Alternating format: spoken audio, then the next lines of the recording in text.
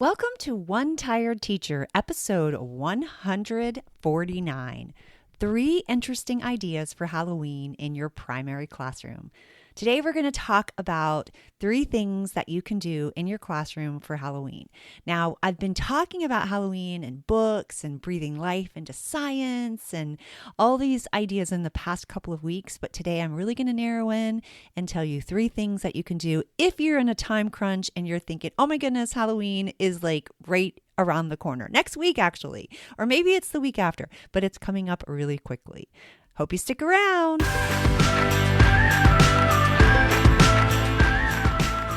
Welcome to One Tired Teacher.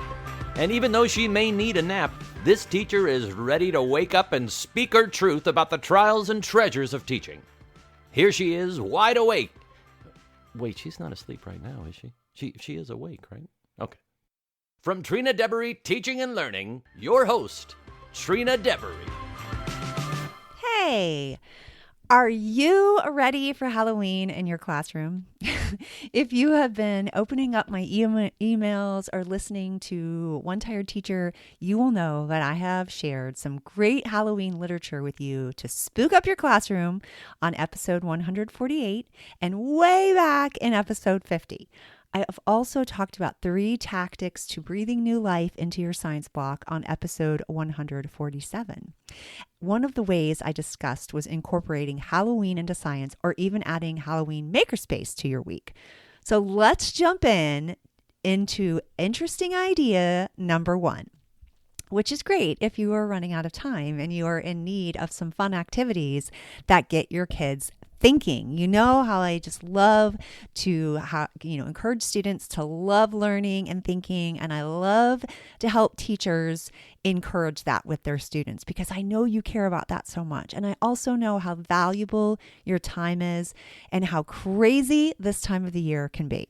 So I spoke about this in episode 147, adding Halloween to science. So my first interesting idea is Halloween Matter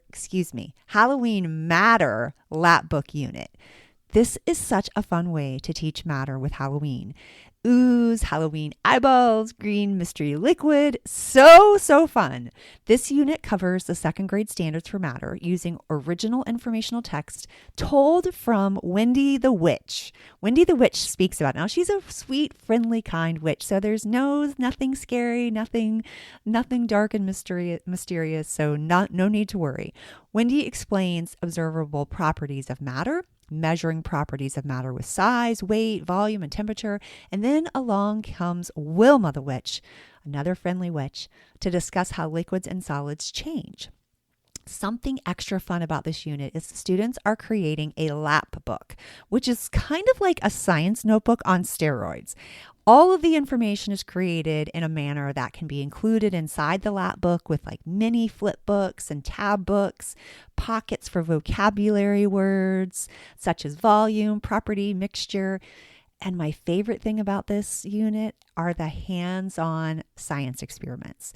There are 3 that are included that I think are so fun. And one of them is Trick-or-Treaters Explore Matter, which I'm actually going to tell you a little bit about because you can do this activity without ever even purchasing my holiday or my Halloween Matter unit, although I think it would save you a lot of time and it's super fun. But if you want to just do an experiment without that, I'm going to tell you how to do that so that you have something to take away from this. But the other experiments are Eyeballs in a Jar and Frankenstein Investigates Floating and Sinking.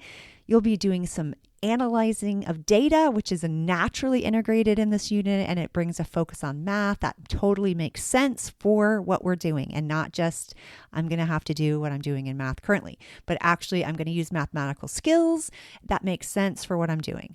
If you want or need all of this done for you and you want it ready to go, you can grab it in my shop on TPT that the link will be in the show notes. This also makes really great subplans because everything is spelled out and included minus the materials for the experiment. So you'd have to gather that, but everything else is really easy for someone else to follow. And we're focusing on all of those matter standards, which are really important. All right, let's talk about the trick-or-treaters explore matter, because I think this can be a really fun experiment for your students. And I lost lost it. I had it and now I can't find it. Right in the middle of the podcast. There we go. Okay. So I'm going to bring that up so I can see it.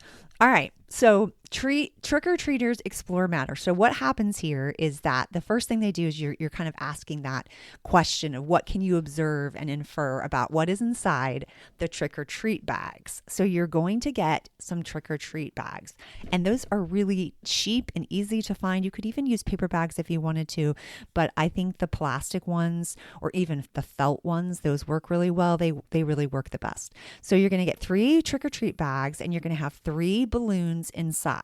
You're going to label the balloons A, B, and C.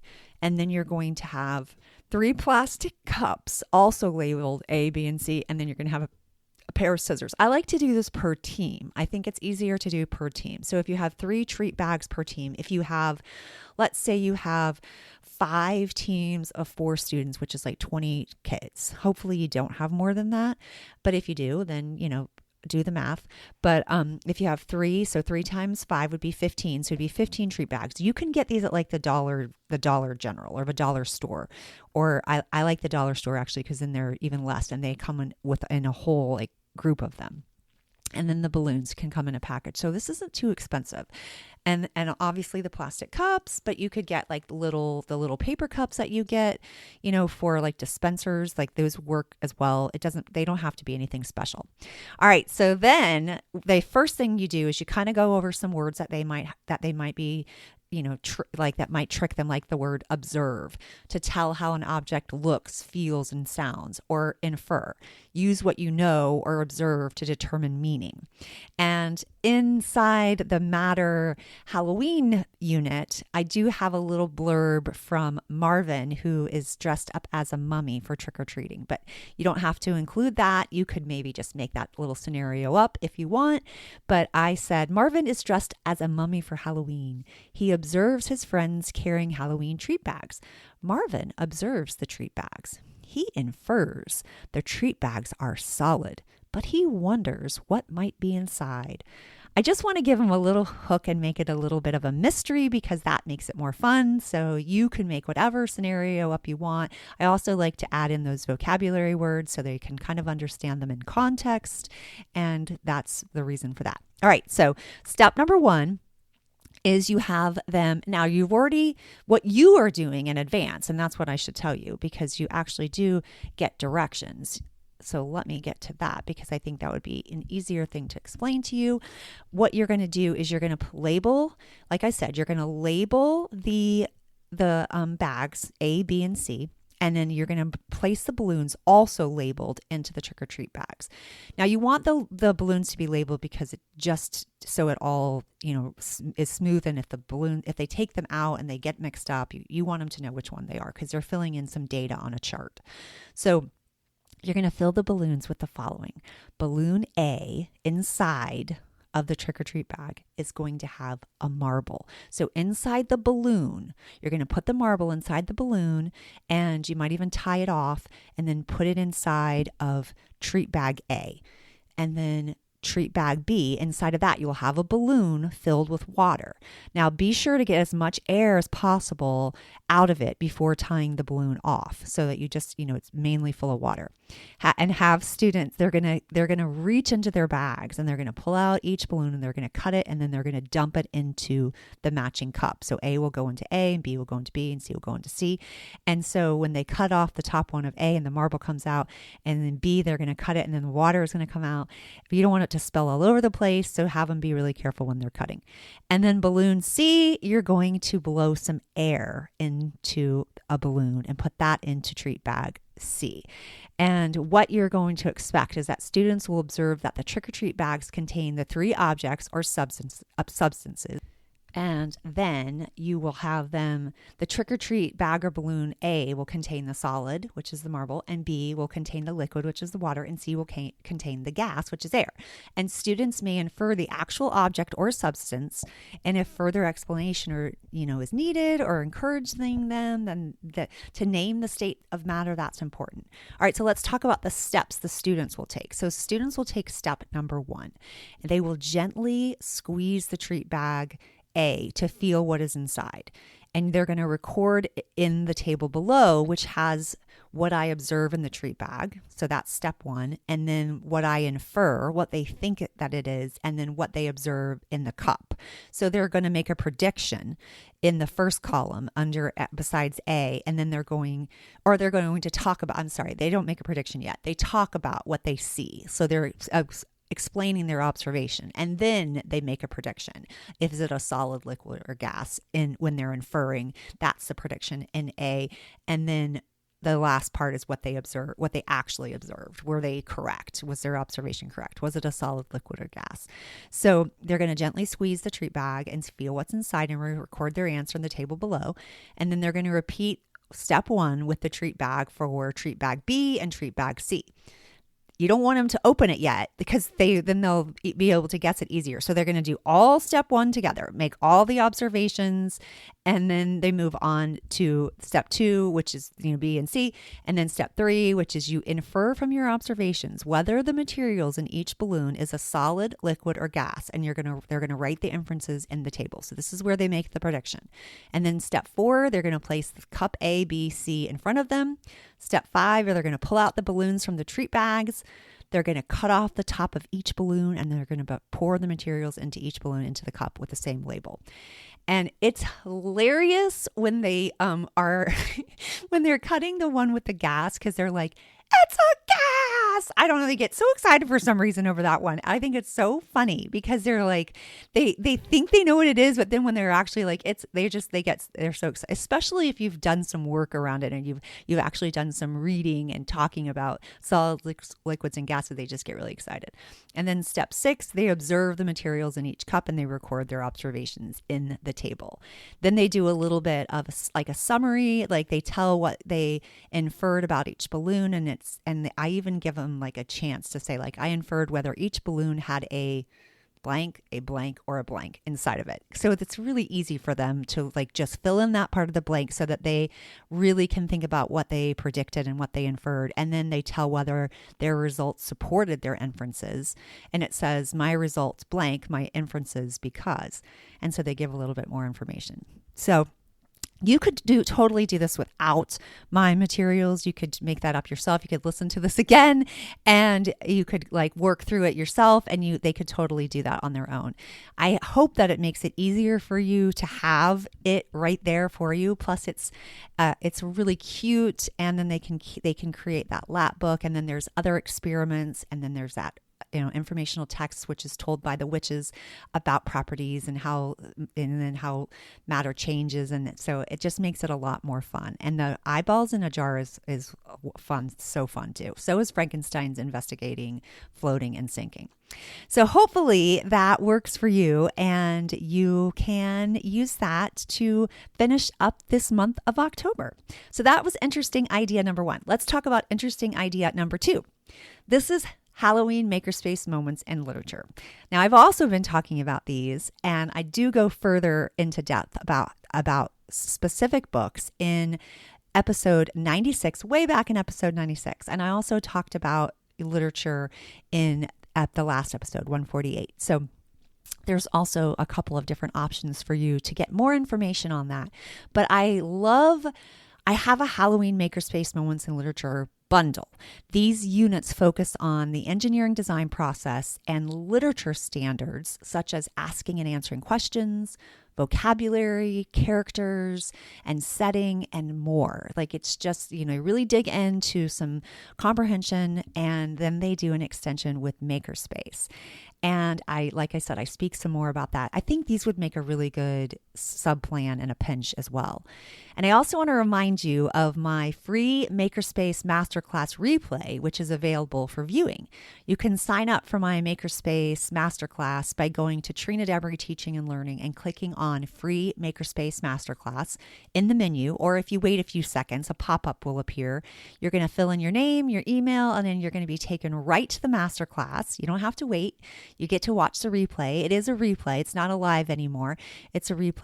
I'm going to change up my live in the future. So this I wanted you to be able to see some of the questions people asked and the conversation. I thought that was like pretty cool. So I didn't want to take that out. So I wanted you to be able to see that as well, as if you are there live. You even get a freebie for attending. So then I want you to let me know what you think. So that's available.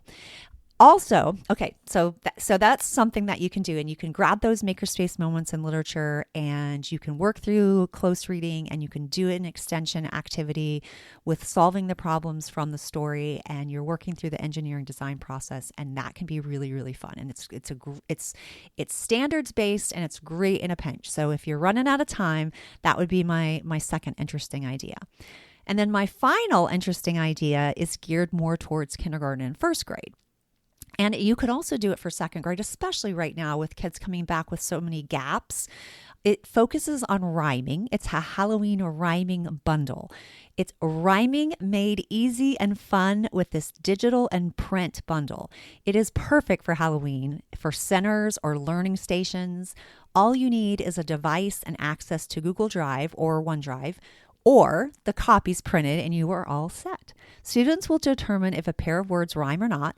They will match rhyming pairs by dragging and clicking pictures, as well as produce a rhyming word with a picture.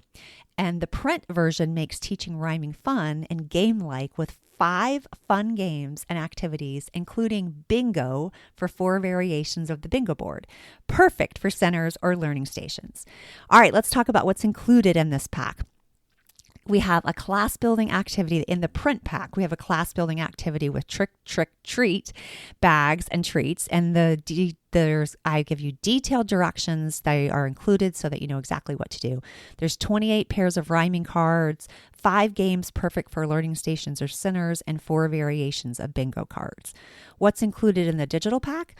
You have the directions for Google Drive, Google Classroom, OneDrive. And then you also have 14 pairs of rhyming pictures. You have a response sheet that you can either print or it can be turned in through Google Drive. You have self-checking option included in the digital product. You have 2 sets of matching activities, 14 pictures asking for a rhyming word, response sheet for production of rhyming words. So that's what's included in the digital. It's very similar, but it also has, there's a little bit different because when you're doing a print version as far as doing a digital version, there's some things that have to be modified and changed. But this is a bundle, so it includes both of them. And it's really, really priced low. So because I wanted it to be something that you could do and it would be fun, but it's very affordable. So rhyming, actually, one of the things to know that rhyming is considered an initial stage of phonemic awareness, and the primary focus is helping on children hear and appreciate the rhyming nature of selected words. The goal is to develop an ear for language. Although some activities can have visual overtones, phonemic awareness is basically oral and should be presented in meaningful, interactive games and activities. And you can find this in my shop as well. So I hope that this gets you through this time of year. Next week, we will be moving away from Halloween and we will be focusing on time-saving tips, because I know there is never enough time for teachers. I used to feel like I could work 24 hours a day, 7 days a week, and I would never be ahead or even caught up. Are you in that boat? That is why I feel it's so important to create these engaging kinds of content for students so that teachers can actually get their time back. You deserve to have a life outside of school. So to make it easier for you, I have linked to the Halloween section of my store. I hope this helps. This one tired teacher is feeling your weight and sending you love and warm wishes. Until next time, sweet dreams and sleep tight.